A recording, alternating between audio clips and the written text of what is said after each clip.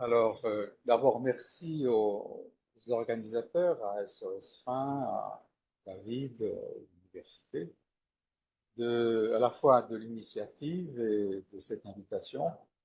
Et euh, je voudrais, moi, à travers le droit à l'alimentation, si- euh, rendre un peu hommage à cette déclaration que je trouve très importante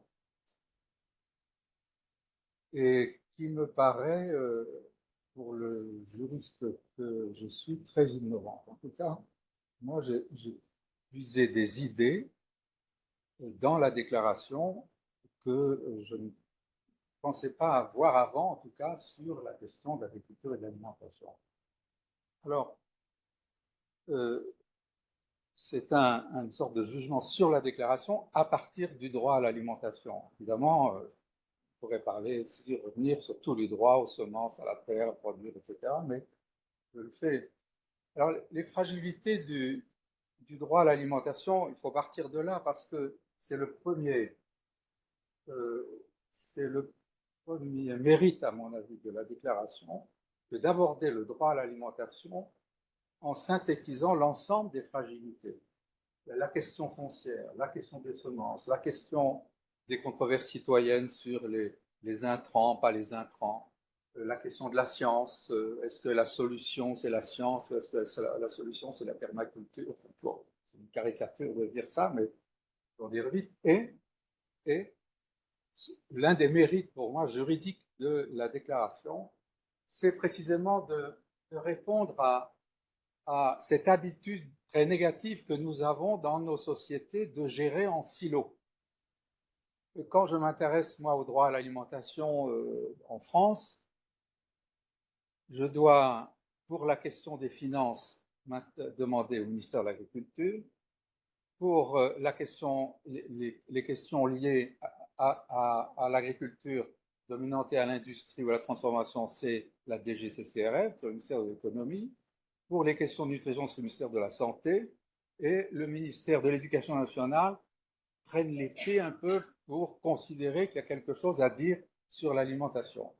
Mais jamais, jamais, aucune instance ne réunit cet ensemble d'acteurs. C'est ça la gestion en silo. Et le premier mérite de la déclaration, pour moi, c'est de dire qu'il y a un problème global et l'alimentation est le point de convergence de ce problème global. L'autre faiblesse du droit à l'alimentation vient de notre histoire et de notre organisation.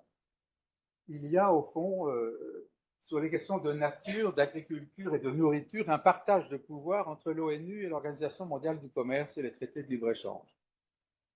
Je n'évoquerai pas ici la charte de la Havane, même si c'est un sujet que j'affectionne tout particulièrement, mais la, notre histoire économique, elle s'est construite précisément par le fait qu'on a laissé de côté en 1947 la charte de la Havane pour en prendre simplement un chapitre, le chapitre 4, et faire le GATT, qui est devenu l'Organisation mondiale du commerce. Et l'Organisation mondiale du commerce est indépendante de l'ONU. Les droits de l'homme sont à l'ONU, les droits du commerce, les droits économiques essentiels sont à l'OMC et au traité de libre-échange. Les droits de l'homme ne font pas partie du corpus juridique prima facie de l'Organisation mondiale du commerce. Et l'ONU, vous l'observerez, ne dit pratiquement rien sur le commerce international, sur la mondialisation. Et donc, le deuxième mérite, si je puis dire, de la déclaration, c'est de surmonter cette indépendance juridique fondamentale entre ceux qui s'occupent de l'environnement et du social à l'ONU et ceux qui s'occupent du dur de l'économie, du commerce, y compris des investissements liés au commerce, du côté de l'Organisation mondiale du commerce et des traités de libre-échange. Parce que la déclaration, elle intègre aussi bien les aspects environnementaux, les aspects sociaux, les aspects économiques. Il y a des références qui sont faites au commerce, au marché. La déclaration ne dit pas le marché c'est mal, elle dit il y a besoin de considérer les conditions, le contexte dans lequel les paysans doivent pouvoir avoir des débouchés et commercer. C'est-à-dire que la déclaration, elle ne s'arrête pas à cette distinction juridique fondamentale. Si je dis, c'est parce que c'est du droit dur, ça, l'indépendance des institutions les unes par rapport aux autres. Alors c'est aussi un troisième mérite de la déclaration de revenir à l'esprit des droits de l'homme tels qu'ils étaient. Parce qu'au fond, quand on regarde les définitions officielles de la DUDH, du protocole, du PIDES, il n'y a pas de droit à l'alimentation. Il y a un droit à un niveau de vie suffisant dans la DUDH, le droit de toute personne à un niveau de vie suffisant dans le PIDES pour elle-même et sa famille, pour assurer notamment le logement, l'alimentation, la santé, les vêtements, l'éducation. Et donc, les textes internationaux officiels ont une approche holistique. À la fois c'est universel, à la fois c'est individuel, toute personne, et en même temps c'est holistique parce que c'est pas un droit à l'alimentation, plus un droit au logement, plus un droit à l'école, plus un droit à la santé.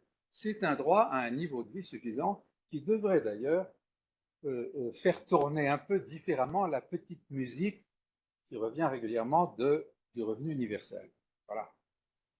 Et donc, ça, c'est l'esprit des déclarations des textes initiaux. Et précisément, quand on lit la déclaration, l'une des choses qu'on voit, c'est qu'il n'y a pas seulement un droit à l'alimentation, il y a un droit à la terre, il y a un droit aux semences, il y a un droit. Et tous ces droits sont reliés les uns aux autres.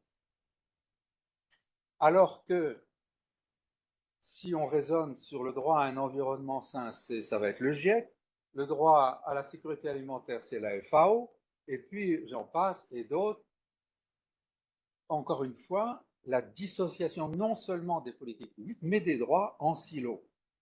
Et le mérite de la déclaration, c'est de ne pas nier ça, parce que c'est la réalité, mais en même temps d'en reconstituer un ensemble, un tout. Alors, le droit à l'alimentation, c'est évidemment principalement à l'article 15 dans la déclaration, mais ce n'est pas que l'article 15. L'article 15, c'est évidemment l'article formel, qui, comme l'a dit très justement Christophe ce matin, où c'est l'une des raisons, si j'ai bien compris, de la longueur du texte, c'est d'avoir voulu mettre dans le même texte à la fois les droits et les obligations des États, et donc ce que moi j'appelle les politiques publiques, mais enfin, on pourrait mettre l'obligation des États. Et dans l'article 15, on a cet assemblage. Là, j'ai isolé, les mots-clés de l'article 15, où on voit du côté des droits pour les paysans et les autres personnes des zones rurales, le droit de produire des aliments, le droit à une nutrition adéquate, le droit d'avoir à tout moment matériellement et économiquement accès à une nourriture suffisante et adéquate, et le droit de définir leur système alimentaire et agricole.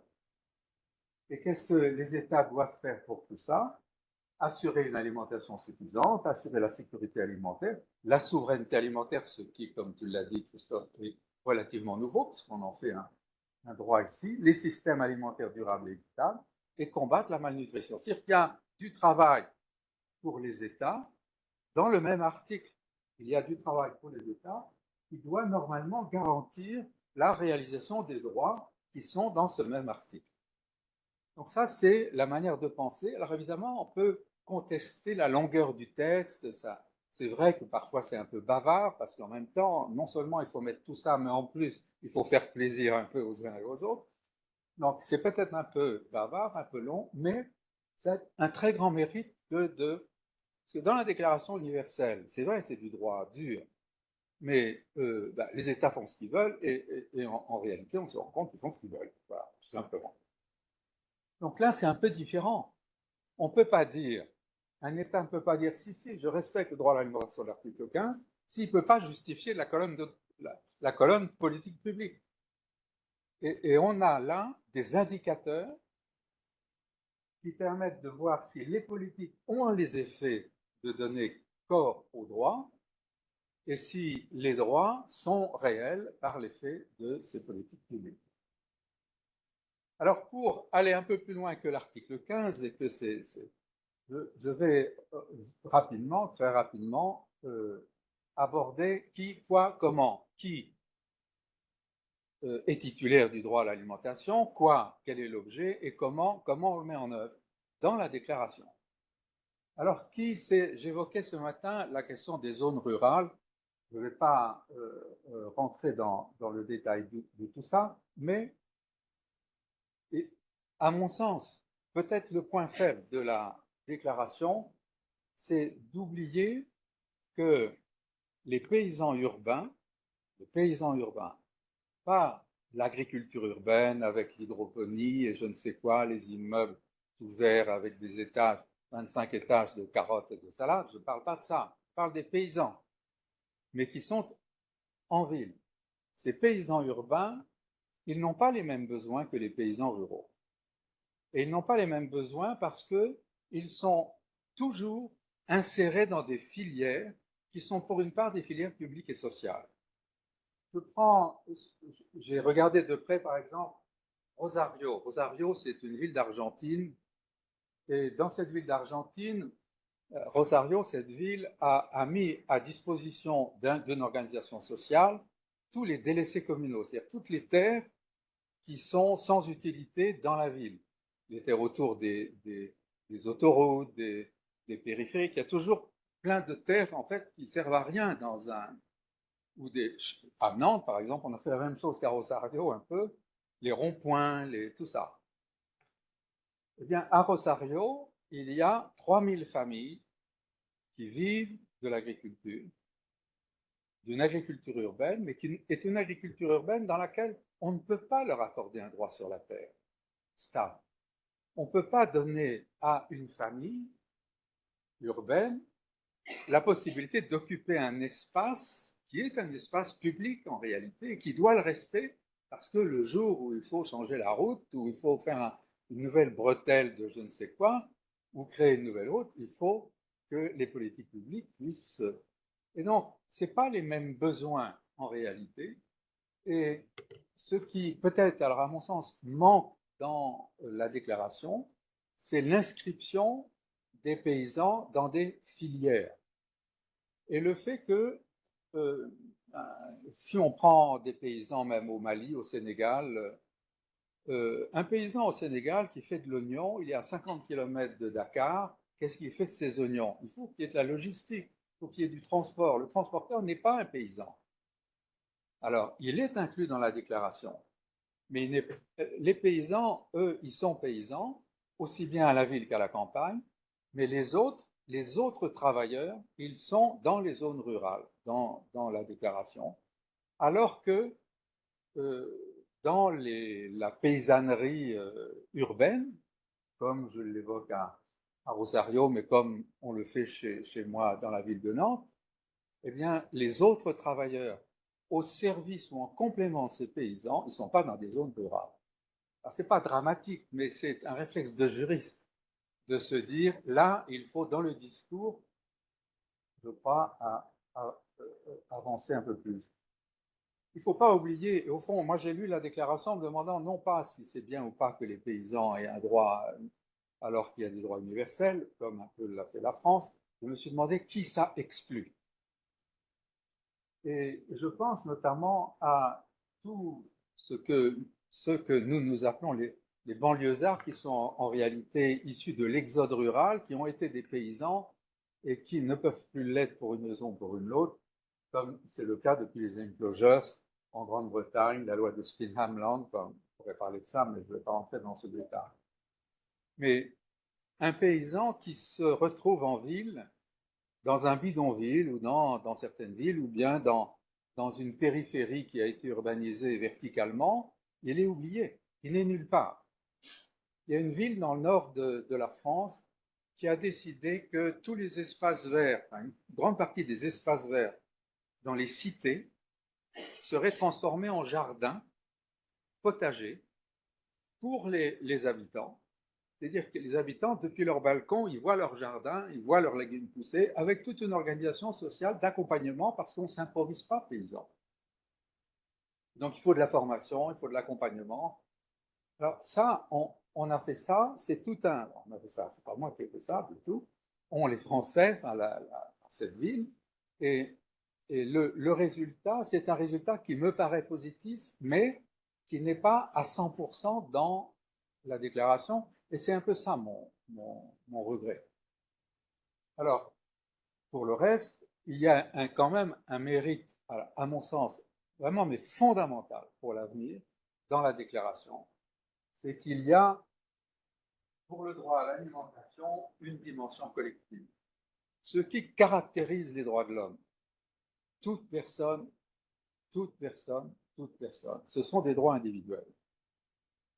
Mais aujourd'hui, on ne réglera rien si on dit il y a dans le monde 820 millions de personnes en situation de famine qui ont chacune un droit individuel à l'alimentation. Quand on raisonne comme ça avec des droits individuels, l'affaire se termine immanquablement par une aide alimentaire, la queue sur le trottoir et remplir des estomacs en remplissant des paniers.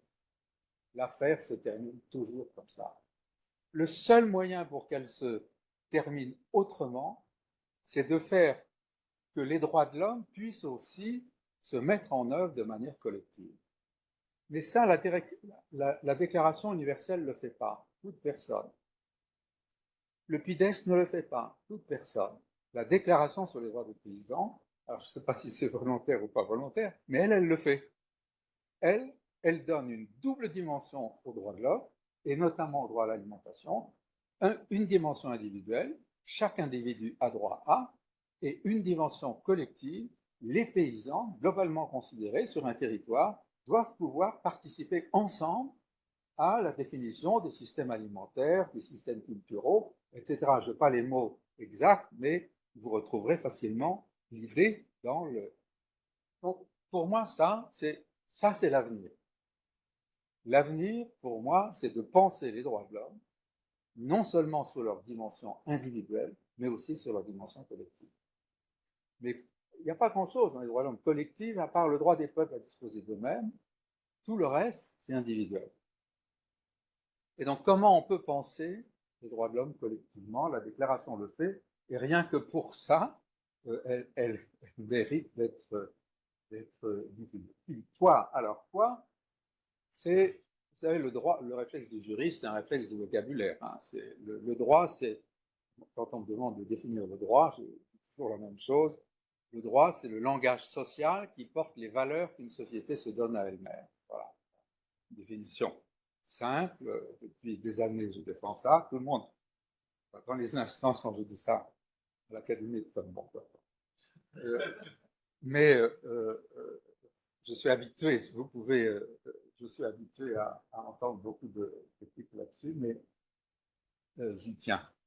Et donc, je suis très attentif au vocabulaire. Là, j'ai mis sur cette diapositive le langage de la FAO, la manière dont la FAO parle du droit à l'alimentation, pas des politiques des États, pas des obligations des États, mais du droit à la sécurité alimentaire dont parle la FAO. Et elle dit, je schématise, hein, accès permanent à une alimentation saine et nutritive, conforme aux besoins énergétiques de chaque personne et aux préférences alimentaires, de façon à permettre de mener une vie saine et active. Ça, c'est le vocabulaire FAO. Le vocabulaire de l'UNDROP, le vocabulaire de la déclaration, il est beaucoup plus fleuri. Il y a plus d'adjectifs. Et c'est puissance 10. Le droit à une vie épanouissante et digne. Ce n'est pas tout à fait la même chose qu'une vie saine et active. L'évolution du vocabulaire me paraît très intéressante. Il faudrait presque faire une étude philologique sur l'utilisation des adjectifs dans les textes internationaux, tant physiquement que psychiquement, avec la possibilité de jouir du plus haut degré possible de développement physique, affectif et intellectuel. C'est le paradis, ça me rappelle. Mais je vais vous dire pourquoi. Personne n'a souri quand, dans le Code civil de 1804, on a défini la propriété comme le droit de jouir et disposer des choses de la manière la plus absolue. Il faut le faire. Il n'y a pas tellement plus. Et donc, on l'a fait en 1804 pour la propriété. Pourquoi ne ferait-on pas en 2018 ou 24 pour le droit à l'alimentation? droit à une alimentation non seulement saine et nutritive, mais aussi produite et consommée de façon durable et équitable. Ça, dans la définition du droit à l'alimentation, on n'a pas ça, on a ça dans les obligations des États, mais dans la définition du droit, de ce à quoi chacun a droit, ça va beaucoup plus loin. Et les préférences alimentaires ne sont pas, il y a les préférences alimentaires dans la déclaration, mais il y a le respect de la culture d'une façon générale. Et puis, dernière question, 2 minutes, comment? Alors là, il y a un retour à la Déclaration universelle, avec une approche holistique du droit à un niveau de vie suffisant. Les mots y sont, alors, je ne sais plus si, l'article 16, le droit à un niveau de vie suffisant, niveau de vie convenable, conditions de vie adéquates. Là encore, petite étude philologique sur les adjectifs. Ce serait intéressant de savoir pourquoi les adjectifs sont différents, pourquoi on n'a pas choisi un adjectif. Ça, c'est le réflexe du juriste, c'est l'empêcheur de tourner en rond avec les mots. Donc, il y a dans la déclaration une approche holistique qui est celle de la Déclaration universelle des droits de l'homme, qu'on ne trouve pas à la FAO. Et même dans la législation française, il y a un droit au logement, il y a une loi de droit au logement, et puis c'est ça, c'est tout. On ne s'occupe pas, le droit au logement, on ne s'occupe pas du reste. D'ailleurs, ce ne sont pas les mêmes associations qui s'occupent de l'un et de l'autre. Et ce caractère holistique se manifeste par, bon, je ne reviens pas là-dessus, puisqu'on a vu ça ce matin, le droit à la terre, à l'eau, aux semences, aux modes de production, etc., avec des politiques publiques convergentes. Et alors, ces politiques publiques convergentes, c'est en effet qu'il faut avoir à l'esprit que le droit à l'alimentation, c'est le point de convergence d'un ensemble de politiques qui est assez complexe, agricole, environnementale, nutritionnelle, d'éducation, de transport, propriété intellectuelle, commerciale, foncière, etc. Et s'il n'y a pas cette convergence, alors il n'y a pas de mise en œuvre réelle du droit à l'alimentation. Cette convergence, elle est présente dans la déclaration. Elle est présente. Ça ne veut pas dire que tous les États vont devenir tout d'un coup gentils et faire tout ça, mais c'est, à mon sens, le premier texte qui, précisément parce qu'il regroupe le droit et les politiques, alors même au prix d'un peu de longueur, contribue à créer la nécessité de cette convergence. Comment réaliser cette convergence? Alors, nous, dans mon petit groupe de recherche qui travaillons sur le droit à l'alimentation, nous le faisons par une méthode de décision politique qu'on appelle la santé commune, qui consiste pour chaque décision politique, à pouvoir justifier en quoi cette décision constitue un progrès pour la santé humaine, pour la santé de la société, du bien social et pour la santé de la nature. Pourquoi? Tout simplement parce que vous, moi, tout le monde, dans le monde entier, si on est mal logé, si on est sur un territoire négatif, on n'est pas en bonne santé. La société est violente, la société se passe mal. Si on est dans une société violente, on est en moins bonne santé que si on est dans une société pacifiée. Et si on est en bonne santé, on a tendance à être plus actif pour le lien social, parce qu'on est en bonne santé, actif, heureux, et pour la nature. Les trois santé sont indissociables, et nous, on essaie de travailler sur des indicateurs actuellement qui peuvent justifier de cette santé commune. Et le droit à l'alimentation, c'est un terrain d'expérimentation de la santé commune, parce que le droit à l'alimentation, c'est pour ma santé. Le droit à l'alimentation, c'est la convivialité, c'est ce qu'on a fait à la pause. Et le droit à l'alimentation, c'est, quand il n'y a pas trop de glyphosate, c'est la santé du territoire, la santé de la nature. Voilà. Et donc, pour toutes ces raisons, je trouve que la déclaration constitue un progrès très important dans l'ensemble de la littérature internationale. Merci.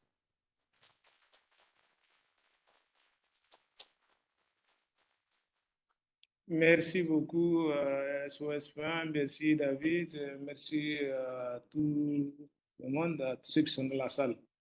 Donc, très rapidement, mon intervention portera sur INDROP comme boussole pour la concrétisation du droit à l'alimentation. J'ai la chance d'intervenir en dernière position dans plein de choses à survoler. Plan de mon intervention, prochain, là, s'il vous plaît. Et donc, j'ai découpé en fait cette communication en deux parties. La première qui tentait de regarder un peu le contenu de la déclaration de l'INDROP en question et voir les repères que ça peut offrir pour la mise en œuvre du droit à l'alimentation en Afrique. Et la prochaine étape, la deuxième idée, c'est de regarder la nature de l'instrument de l'INDROP lui-même. Et donc, prochaine diapo, s'il vous plaît. Et donc, en termes d'introduction, j'ai dû visiter la dernière étude du comité consultatif et on voit bien l'objectif fixé par les auteurs de la déclaration, étant d'obtenir un nouvel instrument juridique pour combler les lacunes du droit international des droits de l'homme et protéger efficacement les droits fondamentaux des paysans. Donc, ces deux aspects, j'ai tenté de poser les questions. Eh bien, au départ, il faudrait obtenir un instrument normatif, un instrument juridique nouveau. Oui, la déclaration étant adoptée en 2018, il y a un nouveau instrument. Mais dans son contenu, est-ce qu'au stade actuel, on peut dire qu'il offre des décisifs repères qui permettent d'apporter quelque chose de substantiel en matière de mise en œuvre du droit à l'alimentation en Afrique? Est-ce qu'il suffit, tel qu'on le voit, tel qu'il apparaît, comme un instrument susceptible de combler les lacunes du DIDH en matière de mise en œuvre du droit à l'alimentation? Ce sont les deux principales questions auxquelles j'ai tenté d'apporter quelques éléments de réponse dans le développement qui va suivre. Prochaine slide, s'il vous plaît.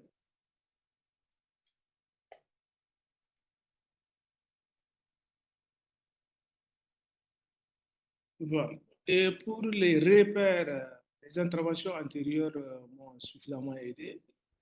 J'estime que quand on regarde le contenu de cet instrument, on y voit une négociation très propice à la concrétisation du droit à l'alimentation en Afrique.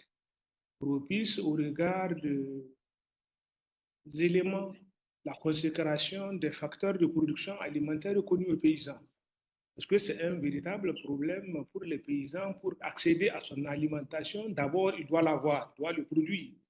Et quand on voit les définitions qui sont données par à la fois les rapporteurs spéciaux sur les droits à l'alimentation, les observations générales qui ont suivi, on voit deux modalités essentiellement pour accéder à l'alimentation, c'est soit par ses propres moyens de production ou par l'achat.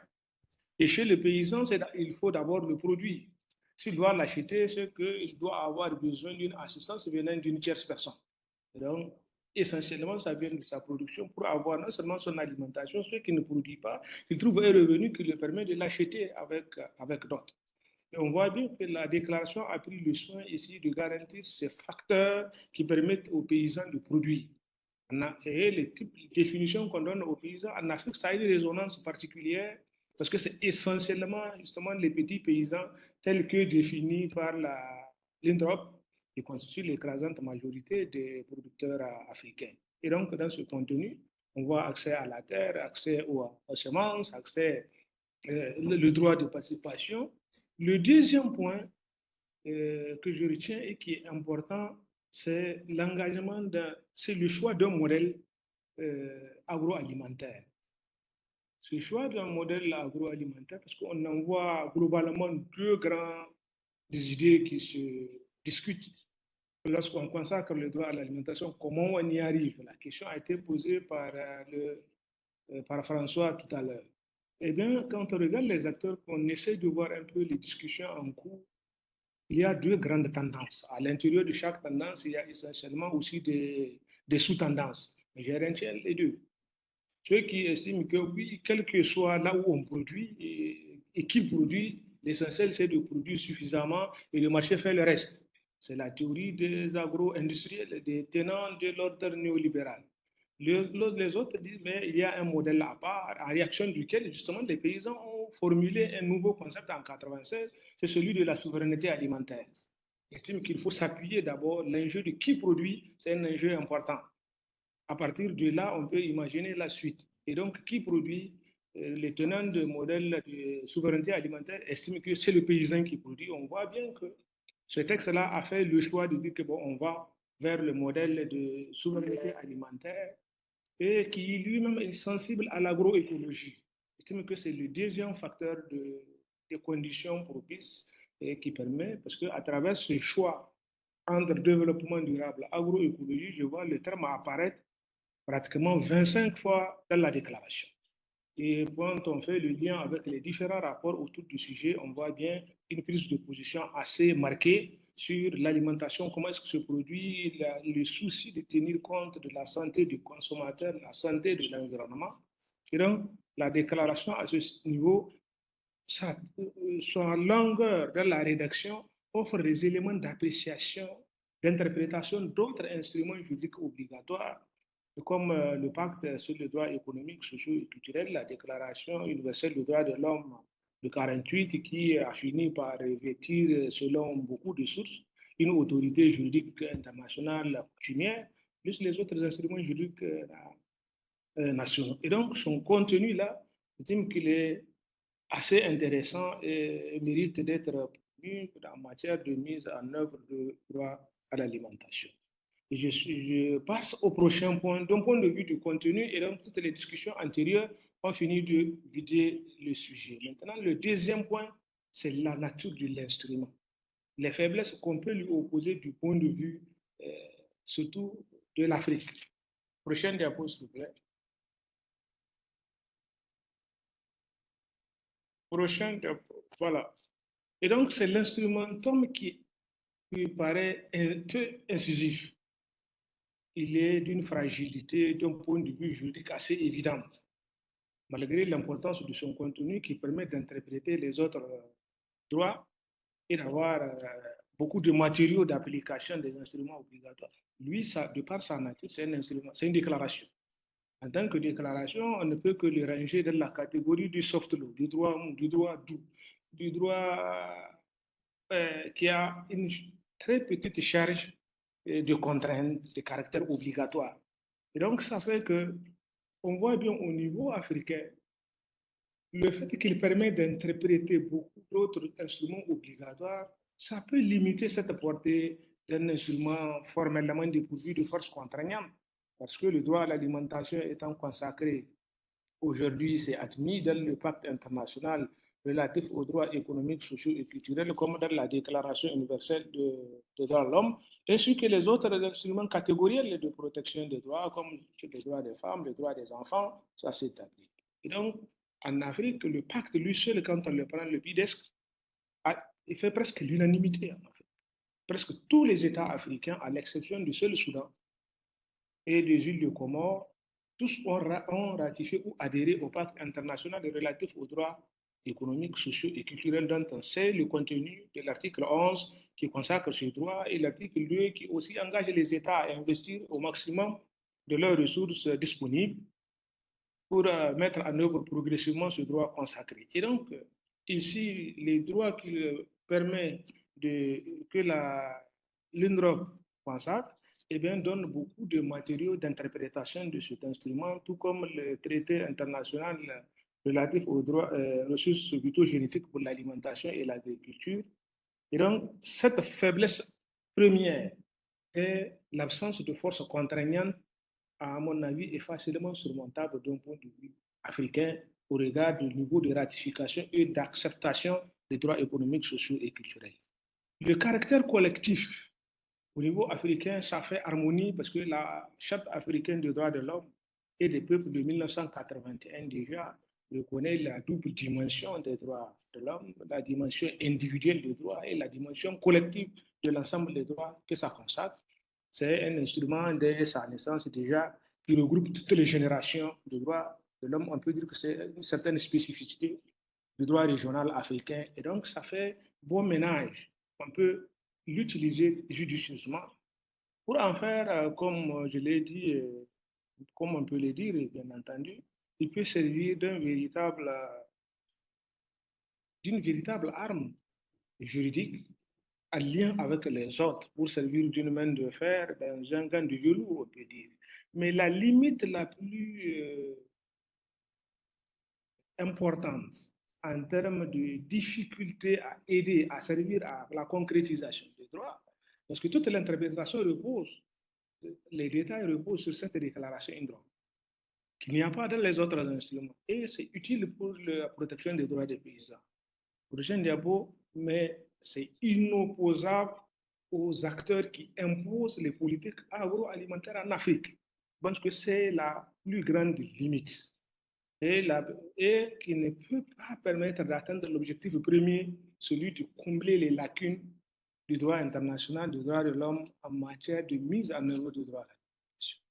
Ces acteurs-là, on peut les classer en trois catégories. Il y a des acteurs étatiques qui sont très influents dans la définition des politiques agroalimentaires en Afrique. Parmi ces acteurs étatiques du Nord, ce sont les puissants, comme les États-Unis, par exemple. Les États-Unis ont voté contre la déclaration contre l'UNDROP, n'étant pas partis aux autres instruments juridiques de garantie des droits économiques, sociaux et culturels. On a affaire à un rapport de force entre les États à la fois faibles et corrompus en Afrique, mais qui doivent maintenant discuter avec les acteurs qui, eux, ne sont pas liés par ces droits-là. En dehors des acteurs étatiques, il y a maintenant le monde des organisations internationales. Parmi ces organisations internationales assez actives en Afrique pour influencer le choix de modèles agroalimentaires, on peut retenir le Fonds monétaire international, la Banque mondiale, l'OMC, l'Union européenne. Eh bien, il y a plein d'accords aujourd'hui. Ce sont des acteurs très déterminants que Jean Ziegler a préféré appeler les ayatollahs du dogme néolibéral. Mais ces acteurs-là, eux ne sont pas liés par ces instruments juridiques obligatoires.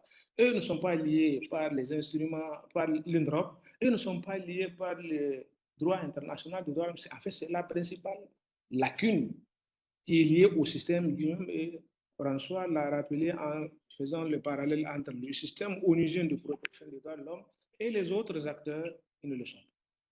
Et après les organisations internationales, il y a maintenant les entreprises privées transnationales. Quand on voit le rapport de force entre les deux, le modèle promu par l'UNDROP et maintenant soutenu par les paysans et qui s'adresse essentiellement aux États, eh bien, les États font face aussi à d'autres pressions extérieures qui viennent pas des acteurs qui, eux, ne sont pas liés par ce droit. Et la réalité actuelle du droit international, de façon générale, c'est qu'on compte sur les États, aux ordres juridiques nationaux des États, pour sanctionner, pour réglementer d'abord le comportement des autres acteurs comme les entreprises et sanctionner à défaut. Le mécanisme international ne peut pas être mobilisé pour sanctionner la violation de ces acteurs-là, organisations internationales ou entreprises privées transnationales. Il y avait quelques organisations ici en Afrique qui ont tenté au Nigeria, c'était 9 entreprises du secteur pétrolier. Après maintes tentatives au niveau national sans succès, ont tenté de saisir la Cour de justice de CEDEAO. Prochaine diapo, s'il vous plaît.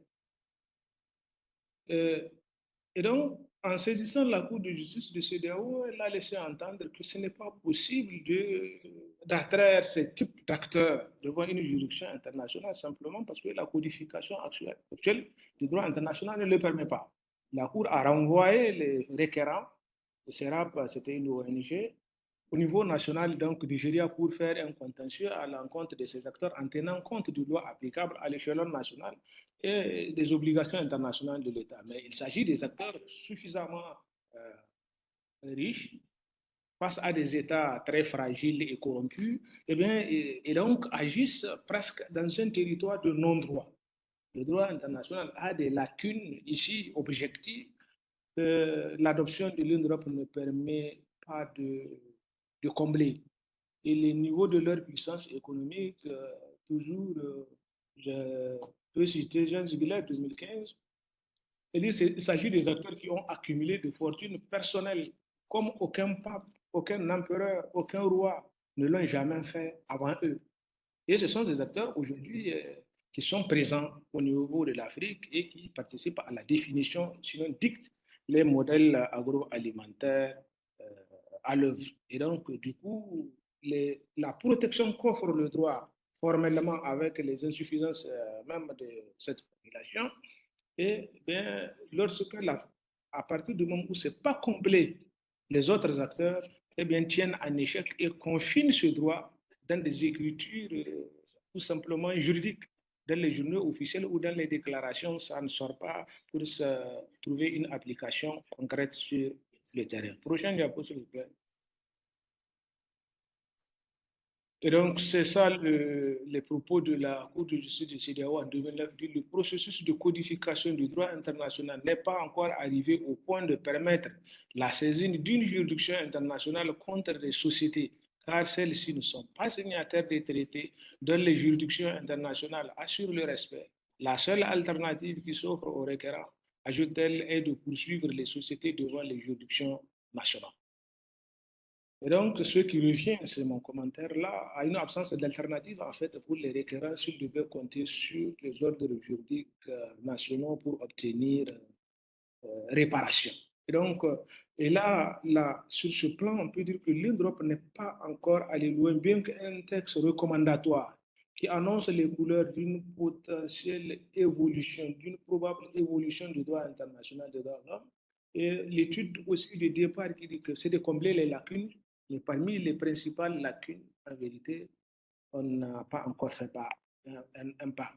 Elle s'est contentée aussi de rappeler que les États devaient réglementer. Mais la nature objective des États, le rapport de force actuel fait que, dans le contexte purement africain, on ne peut que conclure en disant que, comme disent nos amis burkinabés, c'est bon, mais ce n'est pas arrivé. C'est sur ces termes que je vais conclure. Prochaine diapo, s'il vous plaît.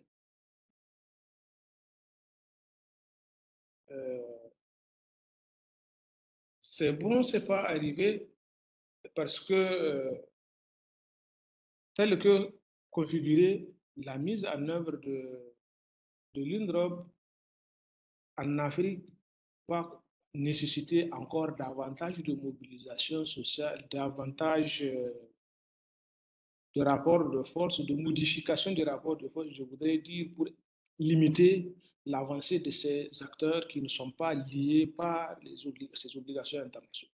On peut illustrer pour le cas concret du Niger. Le Niger fait partie des États ayant voté pour et qui ont ratifié pratiquement tous les instruments juridiques internationaux de garantie des droits de l'homme, y compris le droit à l'alimentation. Mais c'est après l'adoption de l'UNDROP qu'on a constaté des vagues d'accaparement des terres. Entre novembre et décembre 2021, juste à titre illustratif, on a constaté 2 contrats sur un cumul de plus de 2 millions d'hectares signés par les autorités locales avec une entreprise américaine. Parce qu'effectivement, en 2018, ça a coïncidé avec un grand programme américain, qu'ils appelaient MCC, et qui finançait les réformes législatives, institutionnelles, et toutes ces réformes poursuivent un esprit exactement contraire aux obligations internationales de cet État. Mais celui qui le pousse à aller dans le sens, c'est celui qui n'est pas internationalement lié par ses autres obligations, mais qui est aussi à une position de force. On voit la même chose venant du système de doing business du Fonds monétaire international et du FMI. Quand on regarde au niveau de CEDEAO, l'essentiel des ressources qui sont mobilisées pour financer les réformes à caractère législatif et définir les politiques, eh bien, ce sont des politiques qui facilitent un environnement attractif pour les entreprises, qui poussent encore à plus de libéralisme. Et donc, dans le contexte africain, on est presque un peu habitué à cette situation qui ressemble à ce que Mireille Delmas-Marty a appelé le pot au noir. Il y a deux forces contraires qui s'affrontent et qui prennent les États et les acteurs aussi à l'étau. Mais les deux forces qui s'affrontent n'ont pas la même intensité, n'ont pas la même force. Il y a un déséquilibre de rapport de force. Ça fait que la balance se penche presque toujours du côté du plus fort. C'est une logique élémentaire. Et il se trouve que le système international de protection des droits à l'alimentation est un système fragile, en fait, face au système d'en face qui est plus incisif et plus mordant. Et donc, ça fait que je suis sceptique sur, y compris l'apport de l'aboutissement conventionnel de l'INDROP. Cette faiblesse ne se limite pas à sa nature d'un instrument soft law. Même lorsqu'on aboutit à une convention internationale, à un traité obligatoire, si c'est seulement ces parties qu'il y a à cet instrument, dit les 121 États qui ont voté pour et qui resteront les 121, les autres qui resteront à l'écart, les institutions internationales qui ne seraient pas liées, les entreprises qui ne seraient pas liées par ces instruments juridiques, le risque est grand d'obtenir le même résultat.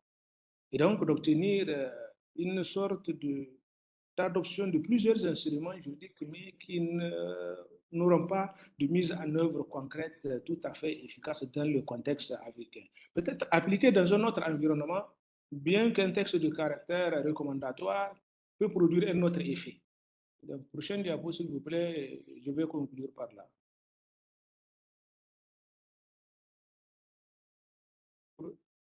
Prochaine diapo. Et donc, c'est la conclusion à laquelle moi je parviens. C'est bon, c'est pas arrivé, c'est un terme très populaire, une expression très populaire en Afrique de l'Ouest. Parce que lors d'une négociation, oui, ça avance, mais c'est pas totalement abouti. On peut avoir le même sentiment en étudiant à la fois l'INDROP en lien avec les autres instruments de protection du droit à l'alimentation.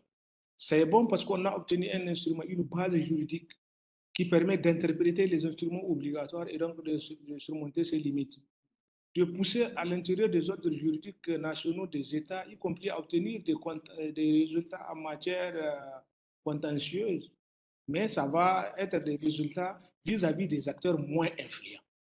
Vis-à-vis des acteurs moins influents. On peut même arriver jusqu'au niveau de la constitutionnalisation, mais il existe dans beaucoup d'États des droits qui sont constitutionnalisés, mais qui peinent à être effectifs au regard de la nature des acteurs auxquels il faudrait l'appliquer et la nature des institutions et des États qui l'appliquent. Ce n'est pas arrivé parce que ces acteurs-là, à l'échelon international, ont la garantie de l'impunité au regard du niveau actuel du développement du droit international. Peut-être il faut espérer un développement du droit international vers le sens de la responsabilité internationale des organisations internationales, parce qu'en 2011, il y a une résolution du travail de la Commission du droit international. C'est peut-être sur ce terrain qu'il faut espérer un nouvel instrument de nature à combler les lacunes du droit international des droits de l'homme. Plus maintenant d'autres initiatives sur la responsabilité des entreprises transnationales.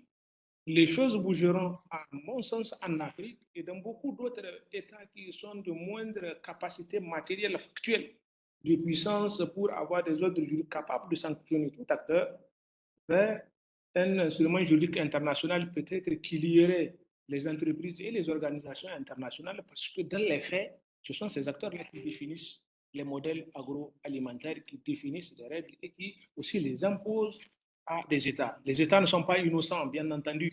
À l'intérieur, il y a bien d'autres paramètres défavorables, mais les plus décisifs, à mon avis, parmi les plus décisifs, il y a l'influence de ces acteurs qui sont hors champ d'obligations internationales en matière de droit à l'alimentation. Voilà en substance les quelques idées que j'ai voulu partager avec vous.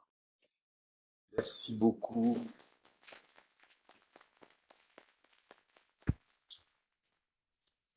Merci beaucoup Ibrahim. Alors je propose maintenant qu'on fasse comme tout à l'heure. On a encore quelques minutes pour quelques questions.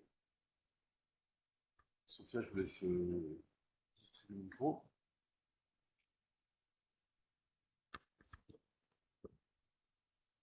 Merci. Bravo à tous les deux pour vos présentations qui m'ont inspiré plein de questions, mais comme j'ai compris qu'il y avait les trains luxembourgeois partaient à l'heure, je vais m'en tenir à une question pour chacun. Pour Ibrahim Diori, je me pose la question de savoir quel est l'écho que les travaux de l'Union européenne sur la directive sur le devoir de vigilance peuvent avoir pour les pays tiers. Et je ne sais pas si vous avez fait attention à ce texte qui est sur le point a priori d'être adopté la semaine prochaine, mais qui constitue l'équivalent pour les grandes sociétés actives en Europe du traité, du futur potentiel traité de l'ONU sur les entreprises et les droits de l'homme. Sachant que ce traité de l'ONU, on l'attend quand même depuis les années 70. Donc peut-être que l'Union européenne parviendra à l'élaboration d'un outil préalablement. Et je ne sais pas, voilà, quelles sont les réactions que ça suscite. Est-ce que c'est comme d'autres textes avec une portée extraterritoriale de l'Union européenne?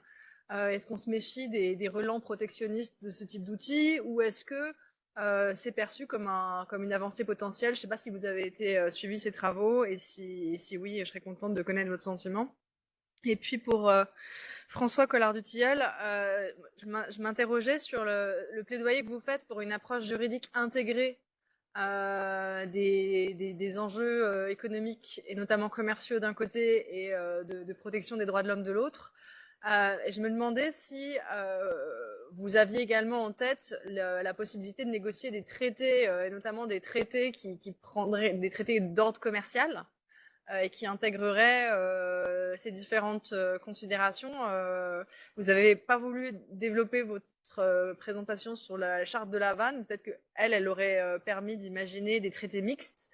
Voilà, quelles sont finalement voilà les ramifications de votre préférence pour ce type d'outils transversaux dans l'ordre des traités de droit dur et en particulier sur les sujets commerciaux.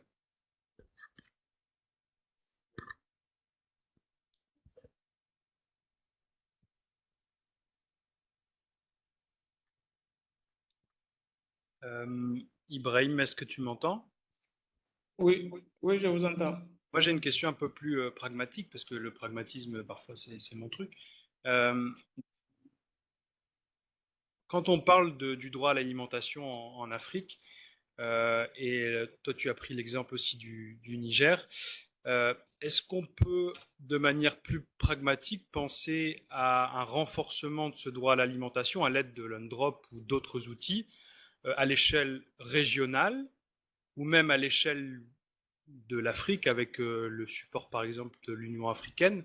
Est-ce que ça pourrait être une piste pour renforcer ce droit à l'alimentation, ou alors, comme on a parlé de la contextualisation des spécificités locales, il faudrait une approche plus spécifique et plus contextualisée pour appuyer de manière plus efficiente ce droit à l'alimentation? Merci beaucoup aussi. Oui, je veux bien. Merci aussi pour les deux présentations. Excellent.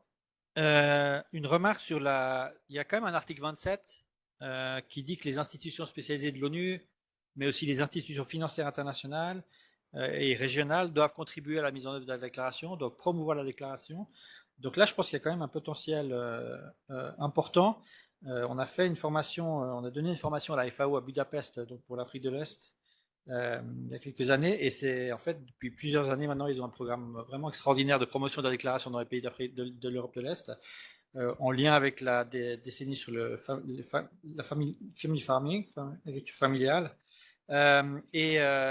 Donc il y a plusieurs choses qui sont possibles. Ils ont présenté il y a 2 semaines à l'ONU une publication qu'on va mettre sur le site sur les paysans, une publication sur le travail de la FAO qui est en lien avec la déclaration, en faisant des liens très explicites. Vraiment, c'était très bien.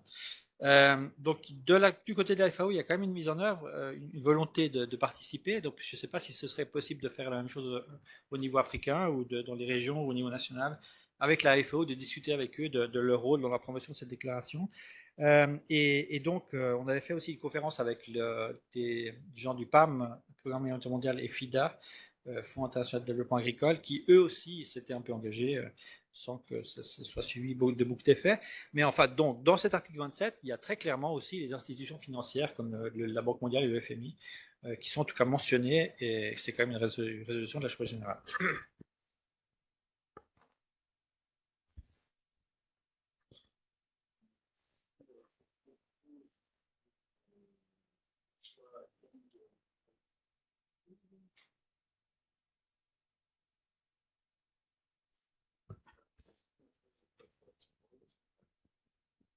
Alors, sur la question, pour moi, la déclaration, elle a deux prolongements, deux atouts. Le premier, c'est sur son objet, droit des paysans. Bon, je ne reviens pas là-dessus, mais il y a un deuxième atout, c'est de prendre la déclaration, indépendamment de son objet, sur le fait qu'elle rend les droits de l'homme non seulement indissociables, mais complémentaires et subordonnés les uns aux autres. On dit qu'ils sont indissociables, mais ça ne suffit pas qu'ils soient indissociables. Il faut aussi qu'ils soient convergents. Et puis, elle leur donne une dimension collective.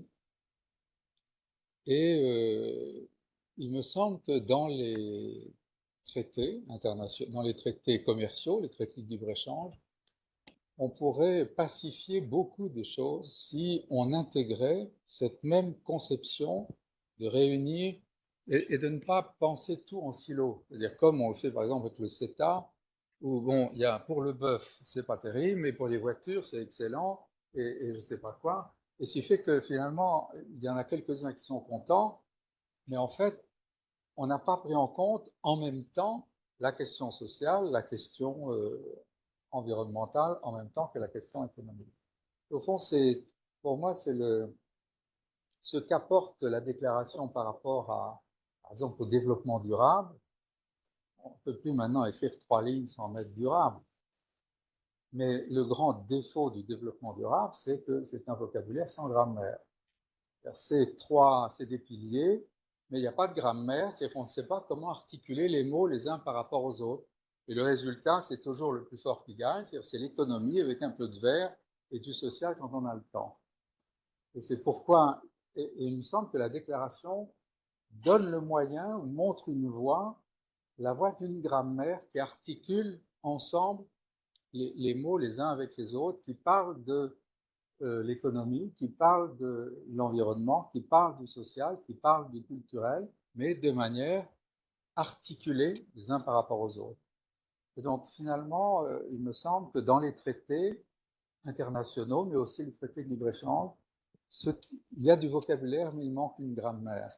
Voilà. Et là, on a un modèle de grammaire.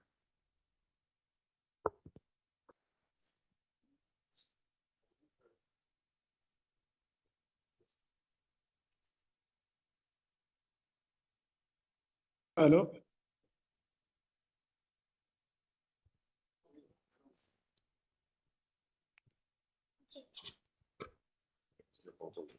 Tu peux répondre, Ibrahim, à ton tour. merci.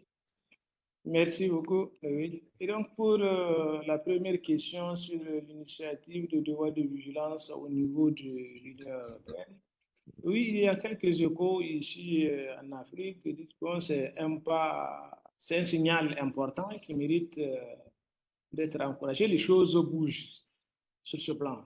Maintenant, la crainte, c'est la portée de l'instrument qui en sortira, parce que la dimension, comme les autres, c'est la portée extraterritoriale. Si sa portée restera essentiellement au niveau européen et que les entreprises ou les acteurs qui agissent sur un autre continent, sur d'autres territoires comme en Afrique, que la dimension extraterritoriale peut rencontrer des difficultés d'application, les questionnements subsistent sur ce plan-là. Mais en soi, de voir que les choses bougent dans ce sens, c'est apprécié. Rien que la semaine dernière, j'ai vu un communiqué des réseaux des organisations paysannes qui laissaient entendre voilà, qu'ailleurs aussi ça bouge sur ce plan. Mais la dimension d'extraterritorialité reste toujours une question qui préoccupe pour voir l'apport que ça pourrait, l'effet que ça peut produire au niveau africain. Pour le cas de l'Europe, bien entendu, ça offre tant au niveau des autres juridiques des États, au niveau régional africain, une grande possibilité d'évolution, peut-être conventionnelle ou d'interprétation tout simplement de la Charte africaine des droits de l'homme et des peuples pour lier justement les États. Je pense que sur ce plan, il y a une véritable perspective, mais les débats de fond subsistent. Pour le cas de l'article 27 de l'UNDROP, et là, ça revient au premier point. Oui, j'ai lu cette dimension où on a engagé les institutions du système des Nations Unies et les autres à promouvoir la déclaration et à participer à sa mise en œuvre. Mais là, on voit, c'est là qu'apparaît maintenant l'UNDROP face à des institutions qui ne sont parties à aucun autre instrument de garantie du droit à l'alimentation, par exemple. Et donc, qui révèle maintenant que c'est un instrument recommandatoire, qu'en cas de non-observance par ces institutions de cet instrument-là, il n'y a pas grand-chose juridiquement à faire que le relais de l'opinion, de dénonciation là-dessus. Mais pour la FAO et les autres FIDA, qui sont les amis, en fait, jusqu'à preuve de contraire, on peut dire du droit à l'alimentation. Il s'agit maintenant des institutions financières comme FMI, Banque mondiale et autres, que ça devient un véritable problème d'opérationnalité juridique. Mais c'est une avancée au stade actuel incontestable, et que les acteurs peuvent se prévaloir de cela. Pour l'approche holistique, ça, je crois que je n'ai pas d'autres. Mais les véritables discussions, c'est comme les autres instruments juridiques obligatoires, comme le PIDESC. La dimension d'obligation extraterritoriale même des États qui sont partis et qui ont de l'influence sur d'autres territoires, le degré de son utilisation, le degré de son opérationnalisation pour pouvoir limiter et contenir leur comportement, leur agissement à l'extérieur, et la capacité qu'il y a à des institutions localement de pouvoir sanctionner les violations de cette sorte. Je pense que c'est des pistes de plaidoyer, de sensibilisation que ça ouvre pour les acteurs. C'est une véritable avancée qui mérite d'être consolidée. Et nous travaillons dans le cadre de notre organisation justement à faire écho de cela et à en discuter avec les autres acteurs tout en relevant justement les limites qu'on constate. Merci. Merci beaucoup, Ibrahim.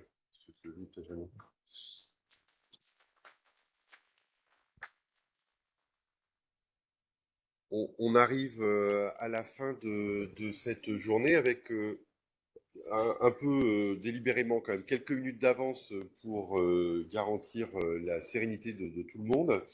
Je pense qu'on a eu des débats riches et je pense que au moins un des paris était gagné, c'est que la présence de personnes impliquées autour de la déclaration côté société civile et le regard de juristes, à mon avis, se sont rencontrés et se sont nourris les uns les autres. Donc de ce point de vue-là, je pense que ça a été positif. À présent, je dirais juste que la prochaine étape, du point de vue de l'organisation de cet événement, c'est donc on a l'accord de principe, je l'avais déjà indiqué, hein, du Journal européen des droits de l'homme, donc dirigé par Olivier de Schutter, pour faire un dossier sur l'UNDROP.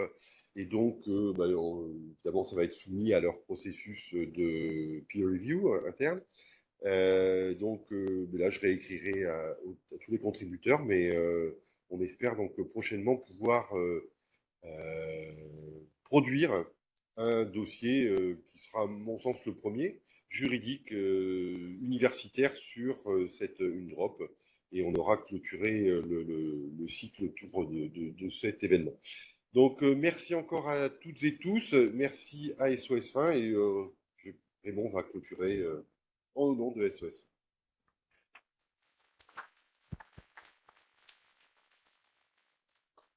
Merci beaucoup aussi de ma part, donc en tant que SOS Fin, donc on va avoir, je pense, beaucoup de travail de suivi à faire. Nous avons été 6 ici de l'organisation qui avons suivi tous ces débats de manière très consciencieuse, 3 membres du conseil d'administration, 3 membres de l'équipe. Nous allons essayer de faire partager cela avec nos amis, à la fois de l'équipe de l'Assemblée générale et du conseil d'administration. Donc, je pense, en tout cas personnellement, j'ai beaucoup appris. J'ai vu peut-être de manière beaucoup plus claire aussi les lacunes, si je peux l'exprimer ainsi, de cette déclaration sur les droits des paysans qui mettent en valeur de l'autre côté aussi, je crois, les points forts. Et c'est un petit peu à nous de continuer à travailler pour que peut-être on obtienne quand même avec le temps une convention, c'est-à-dire quelque chose de juridiquement plus contraignant par rapport à cela. Il me reste à vous remercier surtout David du département du droit, tous ses collègues qui ont participé à la conception et à l'organisation de cette conférence, remercier tous les intervenants. Je pense que ça a été très riche comme intervention. Vous remercier toutes et tous qui avaient participé à l'ensemble de la journée et je vous souhaite, de mon point de vue, un bon retour chez vous et un bon week-end, peut-être un peu plus ensoleillé que la journée qu'on a pu vous présenter maintenant. Merci Sophia.